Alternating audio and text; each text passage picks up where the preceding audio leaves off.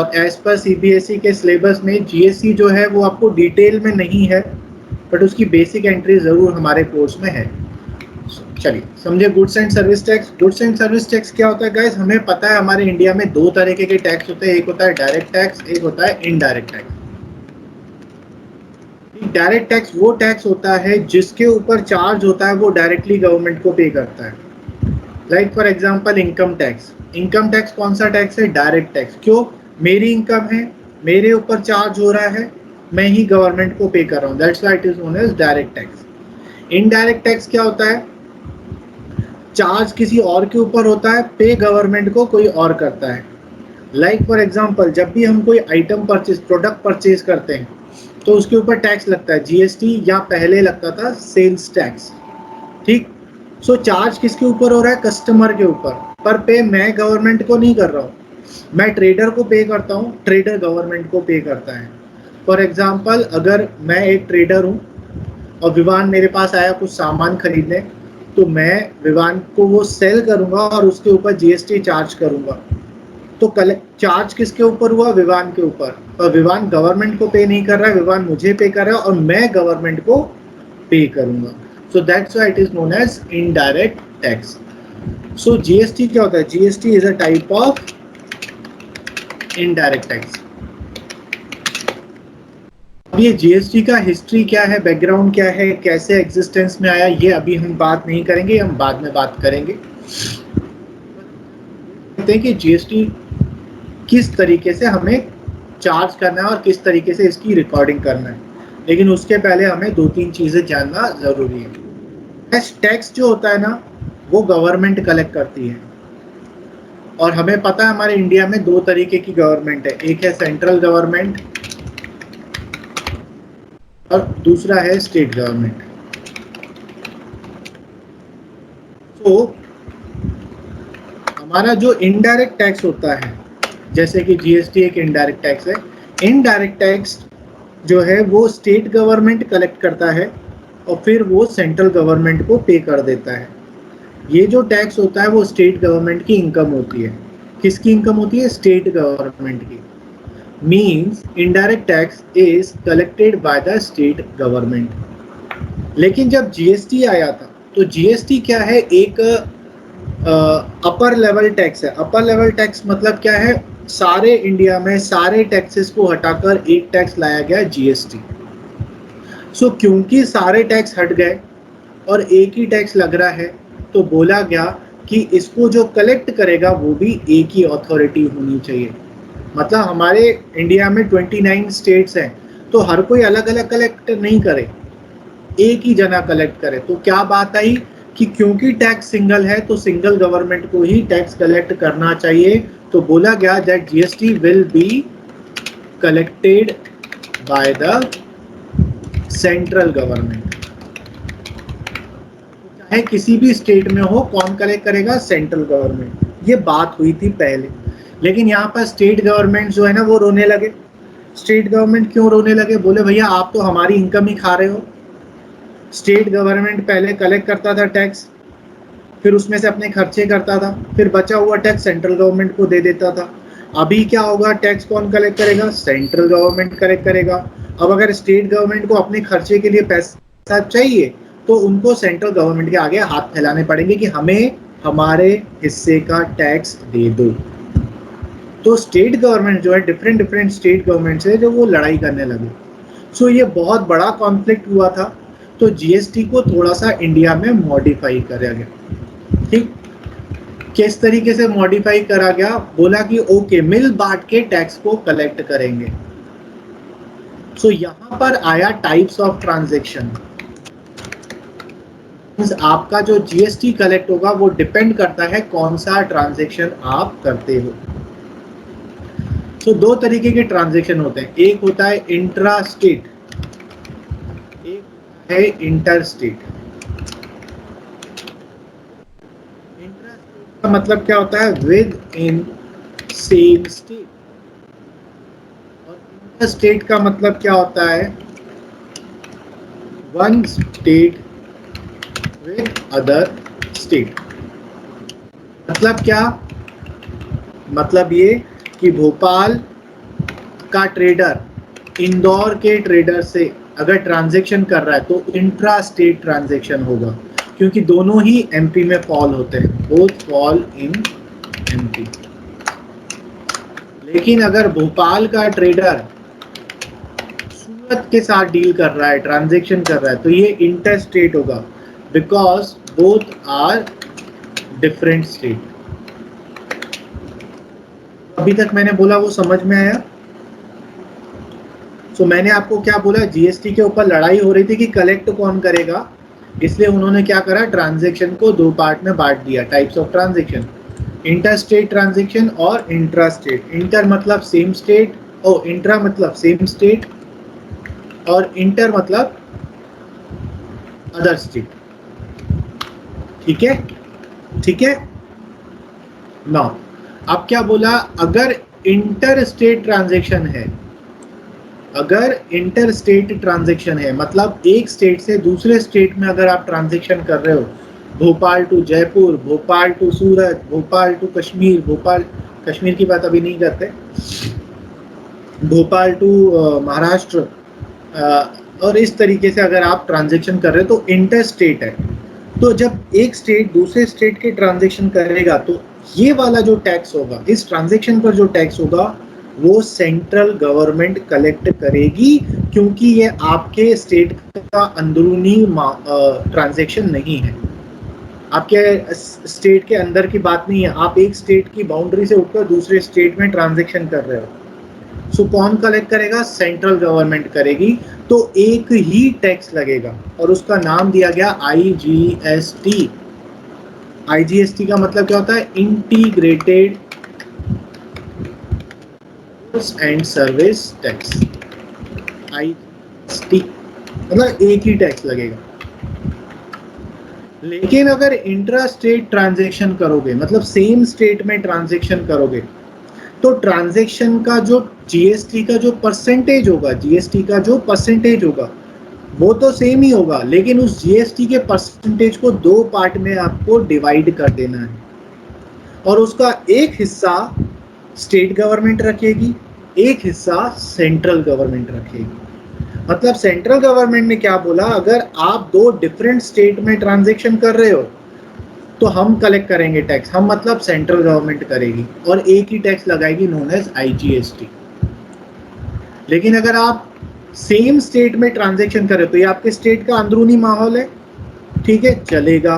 तो इसके ऊपर आपका अधिकार होना चाहिए, दैट इज स्टेट का अधिकार होना चाहिए, ठीक है। लेकिन फिर भी उस टैक्स को आप दो पार्ट में डिवाइड कर लोगे, एक पार्ट स्टेट रखेगा, एक पार्ट सेंट्रल रखेगा। तो जब भी हम इंट्रा स्टेट ट्रांजैक्शन करते हैं तो दो तरीके का जीएसटी लगता है। एक लगता है SGST, that is state service tax, और दूसरा CGST, central goods and service tax. अच्छा बच्चे, इसका मतलब ये नहीं है कि आपका ऊपर डबल टैक्स लग रहा है, टैक्स का परसेंटेज उतना ही है। मतलब अगर आईजीएसटी, समझिए आईजीएसटी 18% है,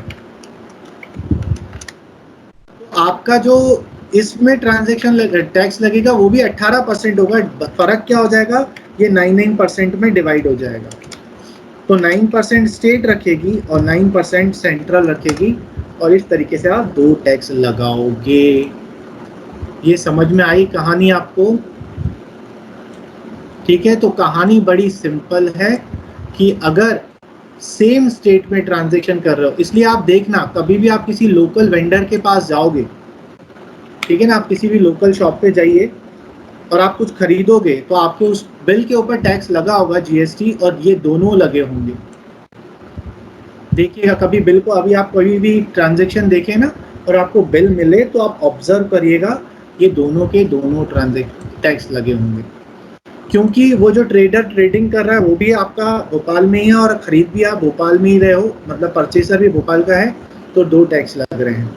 लेकिन अगर यहीं पर इंटर स्टेट ट्रांजैक्शन करेंगे, मतलब एक स्टेट से दूसरे स्टेट में ट्रांजैक्शन होता है ना, कपड़े वाले सूरत से माल लेकर आते हैं, ठीक है ना। मुझे ये एग्जांपल क्यों आता है, क्योंकि बैरागढ़ में आधे से ज़्यादा आधे क्या 80% कपड़ा व्यापारी है, तो इसलिए वो कपड़े वाला एग्जाम्पल दिमाग में घुस गया है और ज़्यादातर माल सूरत से ही आता है, तो वहाँ पर IGST लगता है।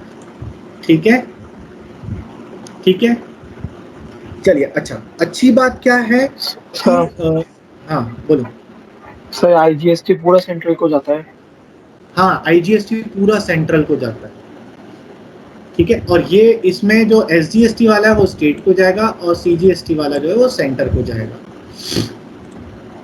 सो ये था कहानी आपका GST कौन सा लगता है। So the type of GST depend on the type of transaction, किस तरीके का आप ट्रांजेक्शन कर रहे हैं। अभी GST की बहुत सारी थ्योरी हमें पढ़नी है, लेकिन वो अभी नहीं पढ़ेंगे, वो हमारे पास एक डेडिकेटेड चैप्टर है, हम उसमें पढ़ेंगे। तो इतना समझ में आ गया कि या तो मैं ये दोनों लगाऊंगा या तो मैं ये लगाऊंगा। ठीक। अच्छा, अच्छी बात ये कि आपको क्वेश्चन में बता देगा कि कौन सा टैक्स लगाना है। ठीक है, चलिए, तो ये तो समझ में आ गया। ओके, अब बोलोगे सर जब हम ट्रांजैक्शन करते हैं, जब हम कुछ खरीदते हैं बेचते हैं, तो पहली बात तो सर GST किसके ऊपर लगेगा? तो GST गुड्स के ऊपर भी लगेगा और सर्विसेज के ऊपर भी लगेगा। ठीक है, मतलब आप चाहे गुड्स खरीदो, चाहे कोई एसेट खरीदो, है ना, चाहे आप रेंट पे करो, चाहे आप कोई लीगल सर्विसेज लो किसी से, ठीक है, कोई कमीशन लो आप, सबके ऊपर GST लगेगा। क्यों? क्योंकि जैसे ये गुड्स और एसेट्स हैं, आपके जो गुड्स और एसेट्स हैं ये तो गुड्स में आ गए, लेकिन ये गुड्स एंड सर्विस टैक्स है, तो ये रेंट, लीगल सर्विसेज, कमीशन, ये सारी सर्विसेज हैं, इनके ऊपर भी GST लगेगा और गुड्स के ऊपर भी GST लगेगा और एसेट के ऊपर भी GST लगेगा। फाइन। अच्छा, हमें क्वेश्चन में GST तभी लगाना है जब हमें क्वेश्चन में बोला हो GST लगाने का, अगर नहीं बोला तो GST नहीं लगाना है, सिंपल ट्रांजैक्शन करना। ओके सर, इतना भी समझ में आ गया कि किस किस चीज पर लगेगा। बट सर आप चाहे गुड्स या सर्विसेज के साथ ट्रांजैक्शन करो, तो या तो आप परचेज कर सकते हो गुड्स एंड सर्विसेज, या तो आप सेल कर सकते हो गुड्स एंड सर्विसेज। सो दो तरीके के ट्रांजैक्शन होंगे, परचेज और सेल। परचेज ट्रांजैक्शन,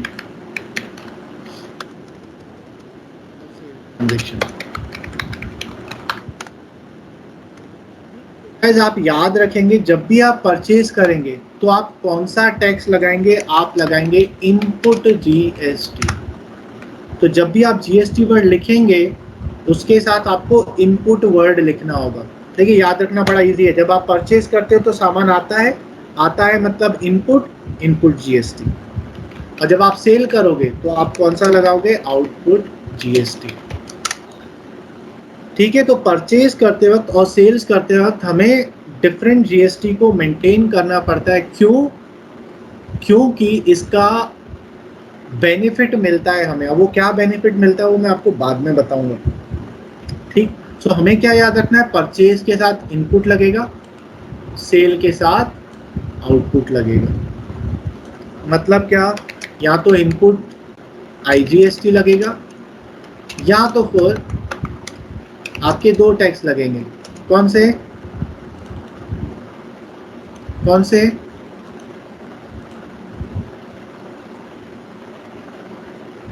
CGST और SGST। CGST और SGST। इनपुट CGST और इनपुट SGST। ऐसे ही सेल ट्रांजैक्शन के साथ भी यही है आपका, कि या तो आपका आउटपुट IGST लगेगा, या तो फिर आपका आउटपुट एंड आउटपुट, तो ये दोनों भाई साथ में आते हैं, CGST और SGST।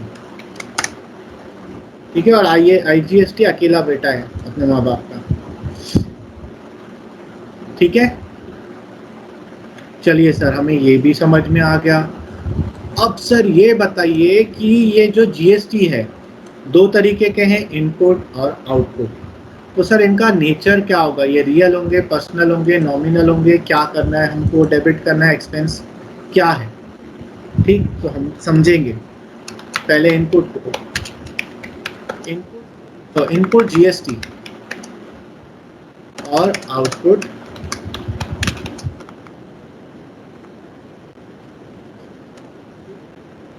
इनपुट जीएसटी जो होता है ना वो आपका एसेट होता है।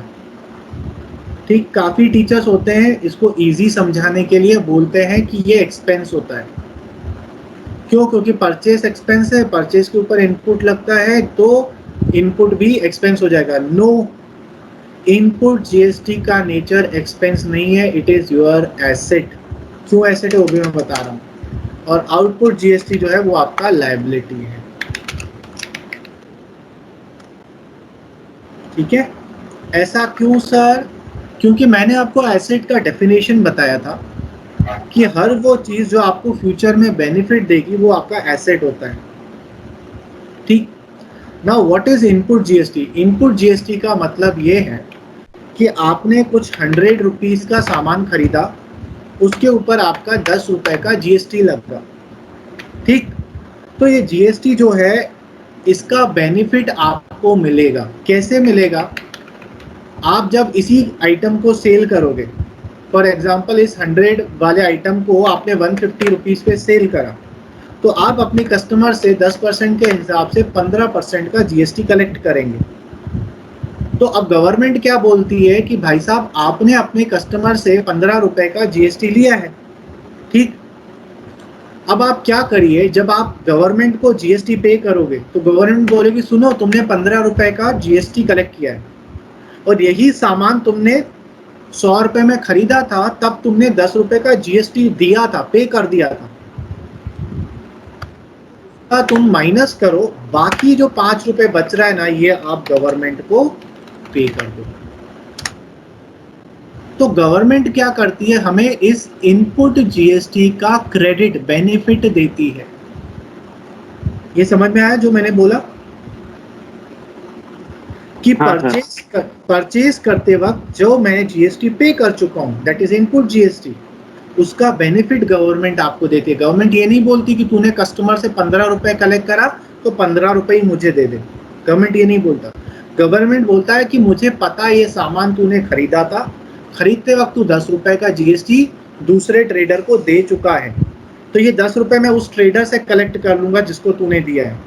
तू मुझे एक काम कर, 5 रुपए दे दे, क्योंकि गवर्नमेंट के पास तो अल्टीमेटली 15 रुपए ही जाना है। तो 10 रुपए ये उस ट्रेडर से कलेक्ट कर लेगी, 5 रुपए आपसे कलेक्ट कर लेगी। इसको बोलते हैं इनपुट क्रेडिट, मतलब इनपुट का बेनिफिट मिलना। ठीक है, दैट्स वाई, क्योंकि ये जीएसटी जो इनपुट जीएसटी इसका बेनिफिट मिलने वाला है आपको, इसलिए हम उसको अपना एसेट मानते हैं। ये समझ में आया? मैंने बड़ा इजी लैंग्वेज में कोशिश करा आपको समझाने में, अदरवाइज टेक्निकल टर्म्स यूज करता तो कंफ्यूज हो जाते। तो ये समझ में आया, इनपुट एसेट होता है। हाँ सर। ओके, और आउटपुट लायबिलिटी होता है। क्यों? क्योंकि मैंने अपने कस्टमर से सेल करते वक्त जीएसटी कलेक्ट किया है, ये मेरी इनकम नहीं है, मुझे ये गवर्नमेंट को पे करना है। तो पे करना है तो ये मेरी लायबिलिटी है, इसलिए आउटपुट जो होता है वो आपका लायबिलिटी होता है। ठीक है, ठीक है, चलिए। तो एसेट है तो सर डेबिट होगा कि क्रेडिट? हमें रूल पता है, एसेट डेबिट होता है, तो इनपुट जीएसटी डेबिट होगा, आउटपुट जीएसटी क्रेडिट होगा, क्योंकि लायबिलिटी है। और गाइस मैं आपको याद रखने की एक ट्रिक बता देता हूं, यहां पर input GST appear on the same side of the purchase transaction. जिस साइड, क्योंकि इनपुट जीएसटी किसके ऊपर लगेगा? परचेज के ऊपर लगेगा। तो जिस तरफ परचेज आएगा उसी तरफ इनपुट जीएसटी भी आएगा। मींस अगर आपका परचेज डेबिट हो रहा है, और परचेज डेबिट ही होता है, क्यों? क्योंकि वो आपका एक्सपेंस है, तो परचेज डेबिट हो रहा है तो इनपुट जीएसटी भी डेबिट होगा। और समझिए किसी एग्जांपल में अगर परचेज क्रेडिट हो जाता है तो इनपुट जीएसटी भी क्रेडिट हो जाएगा।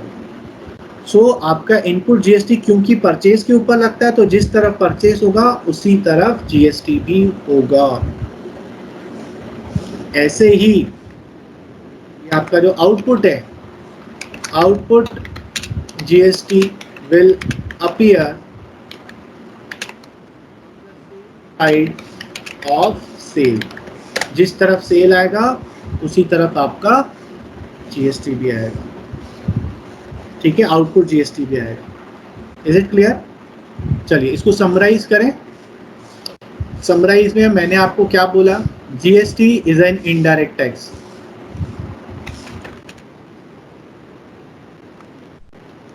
डायरेक्ट टैक्स मैंने आपको बताया। फिर मैंने बोला जीएसटी कौन सा लगेगा? It depends on the type of transaction. Intra state मतलब same state, inter state with other state. If intra state within same state है तो दो टैक्स लगेंगे, एसजीएसटी और सीजीएसटी। और अगर अदर स्टेट के साथ है तो एक सिंगल ट्रांजैक्शन लगेगा, आईजीएसटी। उसके बाद मैंने आपको बताया कि गुड्स और सर्विसेज दोनों के ऊपर लगता है। ठीक, परचेज के साथ इनपुट वर्ड आता है, सेल्स के साथ आउटपुट वर्ड आता है। इनपुट एसेट होता है और आउटपुट लायबिलिटी होता है। जिस तरफ परचेज आएगा उस तरफ इनपुट आएगा, जिस तरफ सेल्स आएगा उस तरफ आउटपुट आएगा। क्लियर? क्या आप नोट करना चाहते हैं इसको?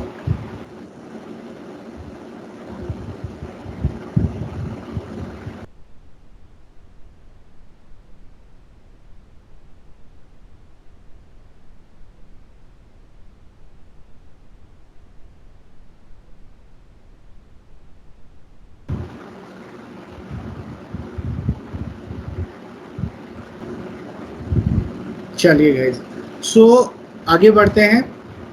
अब देखिए, वैसे मैं क्या करता हूँ, जीएसटी की एंट्रीज कैसे सिखाता हूँ। पहले जीएसटी की एंट्रीज में बताता हूँ, फिर उसमें बाद में डिस्काउंट को इन्वॉल्व करता हूँ। अभी हम क्या करेंगे एक साथ, क्योंकि मुझे पता है आप लोगों का लेवल इतना है कि आप दोनों चीज़ें समझ जाओगे साथ में। हम ऐसे ट्रांजेक्शन करेंगे जिसमें जीएसटी और डिस्काउंट साथ में होगा।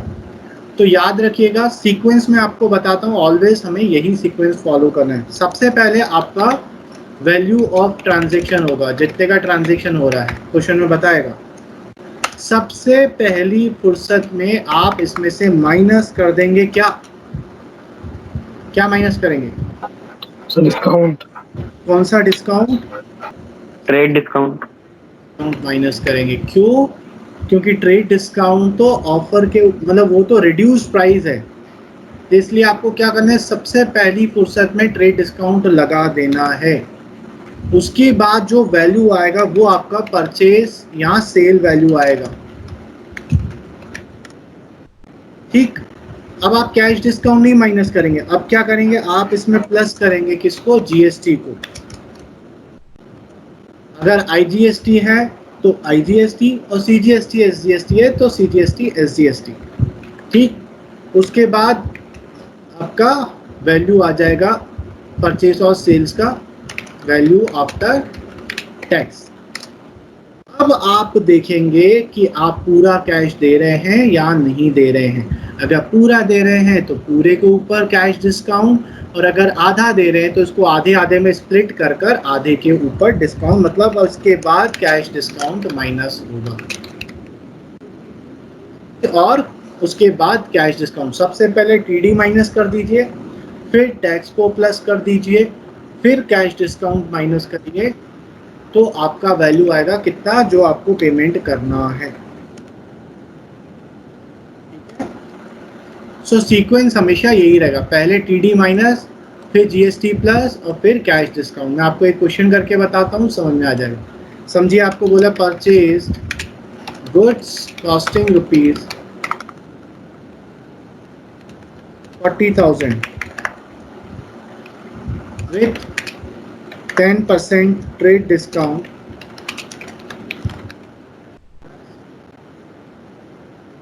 CGST and SGST 6% each। ठीक है, received 2% cash discount paid the amount by check.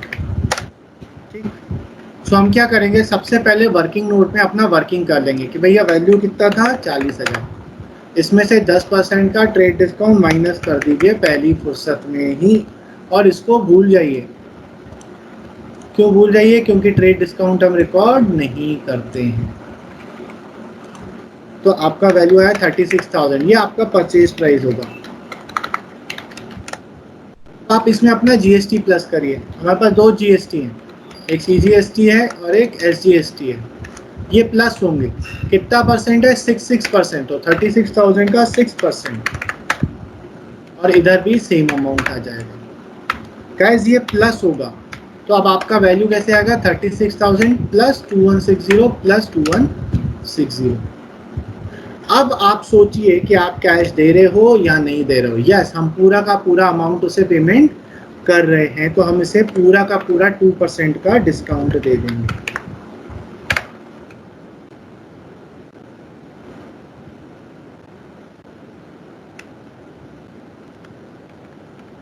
आपका डिस्काउंट हो गया। अब आप पेमेंट कर देंगे इसको, कितना? ये माइनस डिस्काउंट। ठीक, अब आप एंट्री करोगे, परचेज कर रहे हैं या सेल कर रहे हैं? परचेज कर रहे हैं, तो एंट्री करेंगे परचेज अकाउंट डेबिट। कैश दे रहे हैं टू बैंक, चेक दे रहे हैं तो टू बैंक अकाउंट।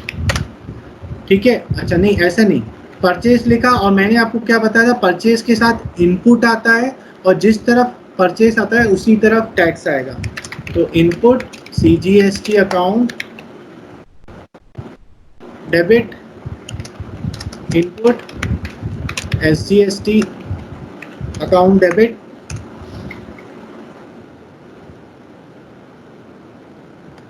हो गया। अब हम पेमेंट करेंगे टू बैंक अकाउंट, चेक के थ्रू दे रहे हैं और डिस्काउंट मिल रहा है, जिस तरफ कैश और बैंक होता है उसी तरफ डिस्काउंट भी होता है, तो to discount received account. Entry हो गई। अब अमाउंट पुट करेंगे, परचेज का अमाउंट कितना है हमारा? परचेज का अमाउंट है 36,000, टैक्स 2160 और कैश हमने कितना दिया? 39514। मैं इसको राउंड ऑफ कर देता हूँ, और 806 का डिस्काउंट। समझ में आया? हाँ समझ सर। में आया? चलिए। Yes sir. सर नोट करना है। हाँ नहीं रुको, एक और मैं नोट करें। एग्जाम पे नोट कर लें, एक और एग्जाम। अब देखिए ऐसा करते हैं, sold goods to Vivaan for rupees with 10% trade discount plus 12% IGST.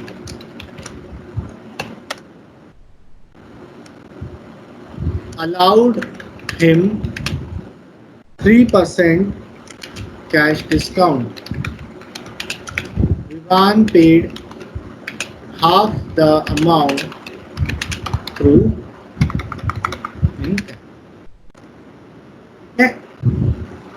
ठीक है। अब क्या करेंगे, सबसे पहले वैल्यू कितनी है भाई साहब? 10,000 की वैल्यू है। पहली फुर्सत में बिना सोचे समझे ट्रेड डिस्काउंट माइनस कर दीजिए, तो वैल्यू कितना आ गया? 9,000, और यही हमारा सेल प्राइस होगा, इससे हमें कोई मतलब नहीं है। अब हम जीएसटी को प्लस करेंगे, आईजीएसटी है तो सिंगल टैक्स ही लगेगा, तो 9,000 का 12%, ये आ गया आईजीएसटी। टोटल पेमेंट कितना मिलना चाहिए था? 9,000 प्लस 1080। अब मैं इसको कैश डिस्काउंट दूंगा, लेकिन कैश डिस्काउंट के लिए आपको सोचना पड़ता है कि आधा पैसा दे रहा है कि पूरा दे रहा है। अभी आधा दे रहा है, तो हम क्या करेंगे, इसको आधे आधे में डिस्ट्रीब्यूट कर देंगे। 5040 इधर हमारा बन जाएगा डेटर, और ये जितना पैसा दे रहा था इसके ऊपर मैं इसे 3% का डिस्काउंट दे दूंगा। मतलब अब मुझे पेमेंट कितना मिलेगा 5040 माइनस डिस्काउंट इतना, मेरा कैश हो जाएगा, ये मेरा डिस्काउंट हो जाएगा, ऊपर सेल लिख लिया, IGST लिख लिया और डेटा लिख लिया। ये कैलकुलेशन समझ में आया? Yes sir. ओके, अब इसकी एंट्री कैसे करेंगे? एक मिनट, इसकी एंट्री करेंगे भैया, कैश आ रहा है कि जा रहा है? आ रहा है, तो कैश अकाउंट डेबिट। ठीक, और फिर मैंने क्या बताया था, जिस तरफ कैश या बैंक होगा उसी तरफ डिस्काउंट भी होगा, तो डिस्काउंट अलाउड भी डेबिट कर दे। फिर डेटर है, डेटर भी डेबिट हो जाता है, और डेटर का नाम दिया हुआ है मिस्टर विवान, तो इसको भी डेबिट कर दीजिए। अभी पूरे पैसे नहीं देता टाइम पे। ठीक, और हम क्या कर रहे हैं, सेल कर रहे हैं, तो सेल को क्रेडिट कर देंगे टू सेल्स अकाउंट, और जिस तरफ सेल्स आएगा उसी तरफ टैक्स आएगा, और सेल्स के साथ कौन सा टैक्स आता है? आउटपुट, और कौन सा है? IGST, output IGST account. अब हम एंट्री करेंगे, कैश कितना मिल रहा है अपने को? कैश अपने को मिल रहा है 4888, राउंड ऑफ कर दिया, 9 कर देते हैं। डिस्काउंट कितना है? 151, राउंड ऑफ कर दिया। विवान में 5040। सेल्स कितना था? 9000, और टैक्स कितना था? 108। ये समझ में आया? चलिए नोट करिए, कॉपी में लिखेंगे तो और ज़्यादा समझ में आएगा।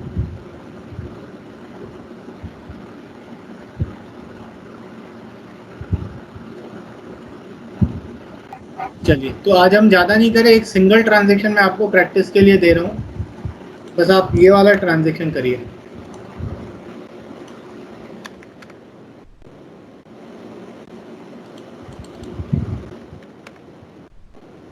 बस एक ही ट्रांजैक्शन करेंगे, हो गया? Yes sir. चल बता, एंट्री बताओ। सर बैंक अकाउंट पहली, बैंक अकाउंट डेबिट, डेबिट, हाँ, discount allowed debit, account allowed account debit, mister Ajay account debit, Ajay debit, to sales account,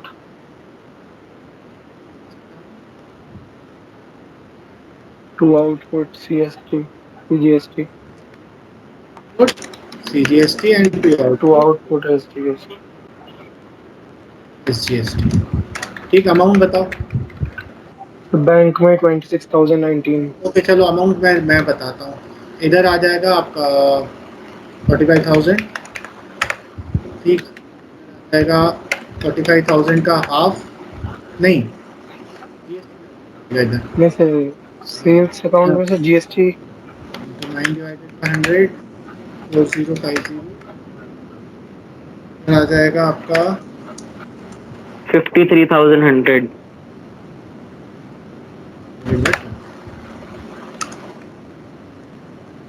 ये क्या हो गया?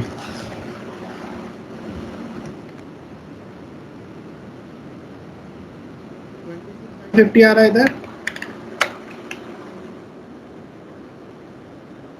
हाँ सर। है ना, और इधर आ जाएगा आपका 26,550 और 2% आ जाएगा 26,550 माइनस आ रहा है। हाँ सर। तिथि समझ में आया?